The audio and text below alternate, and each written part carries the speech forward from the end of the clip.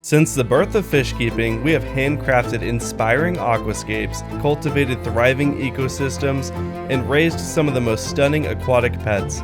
All because we love and care for our hobby, and really this way of life. But what if I told you that's all about to get taken away from you? This isn't clickbait, stick with me because I'm about to show you real proof of what I'm talking about.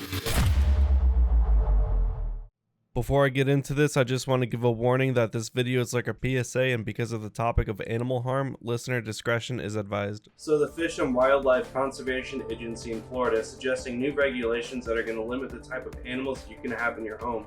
Instead of using something like a blacklist, which has obvious animals that are illegal to own, like piranhas in some states, things like that, they're introducing what's going to be a white list of only certain species that have to be approved before you can have them in your home. That may not seem like that bad of a thing at first, but when you think about it, there's over 30,000 species of animals that are kept in homes, and this list only has about 200 of them. And that's not 200 fish, that's 200 fish, birds, reptiles, coral, all of that. So the amount that you're going to be able to have in your home is going to be extremely restricted. So if you're from Florida, you can already understand the type of limitations and restrictions that you're going to have on your hobby, but it doesn't just affect people in Florida. You may not realize it, but the vast majority of aquarium fish in America come through Florida, either through a breeding facility or through importation and being held in some kind of holding facility in Florida before they're shipped out to a wholesaler. If these new regulations take place, all of that is going to have to relocate or be gone completely, and that's going to end up with less fish for you, and the fish that you do get are going to be much more expensive.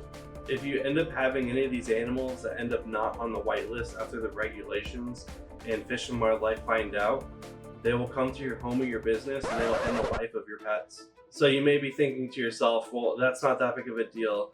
I don't have anything illegal, I don't have anything that could be considered invasive or something like that. Well, it doesn't matter. They can send in an anonymous tip to the Fish and Wildlife Conservation Agency, and they'll come to your home or your business and they'll come and investigate. And if they find something illegal, they'll either take it or they'll end its life. And you might be thinking to yourself right now, well, that's okay. They can come into my home, they can look at my tanks, they can look at my enclosures, and they can see I have nothing fine, I'm law-abiding and everything. Well, you might be okay, but you might be wrong too, because they might come in and they might take a look at your fish or your reptiles. They might misidentify it as something that's not supposed to be in your home. They might misidentify it and think it's something that's illegal. And if they think that it's something that's illegal, they're going to take it and they're either going to confiscate it and relocate it, or they're going to end its life right there in front of you. And now you might be thinking, whoa, calm down. That's really intense. That's too crazy. That's not something that they would do. Well, I hate to break it to you, but they literally just did that. In an absolutely appalling event that is now being dubbed the Holy Thursday Massacre. Just a couple weeks ago, Fish and Wildlife received an anonymous tip that there was some kind of snake outside of this reptile breeding facility. And of course there's going to be a wild snake somewhere. It's Florida. Well, the FWC used this anonymous tip as an excuse to raid the breeding facility, where they then killed over 30 snakes. However, not all of them were illegal. The owner had to stand there helplessly while Fish and Wildlife held down his 11-year-old pregnant boa constrictor that was 100% legal, and he was totally okay to have that snake. There was nothing wrong with that snake, it was totally legal. There was an accident and the Fish and Wildlife misidentified his pet, and they took a euthanizing tool and they ended his pet's life right in front of him.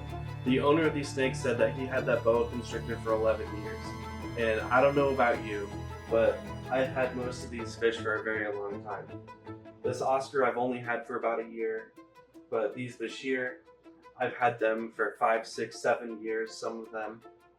And I don't know what I would do if I had to stand there and watch law enforcement just end their lives in front of me. So this is an extremely big deal. Not only is it a big deal because your aquarium hobby is going to be heavily restricted in the future, possibly, if these new rules and regulations take place, but if they take place, there's a chance law enforcement can come armed into your home and come in here and just end the life of your pets. That's not acceptable. So what are you supposed to do about it? Well, you can write and call to your local government representative, and you can let them know that you're not on board with this. And even if you're not in Florida, you can let them know, I see this happening in Florida and I do not want that to happen where I live. Another thing that you can do is you can go and support the Association of Reptile Keepers, or ARC. I'll leave links to ARC in the description below. I highly recommend reading through their website and maybe giving them some form of donation. The last thing you can do is like and share this video, and I'm not trying to sound like a shill here. I want this message to be heard by as many people as possible.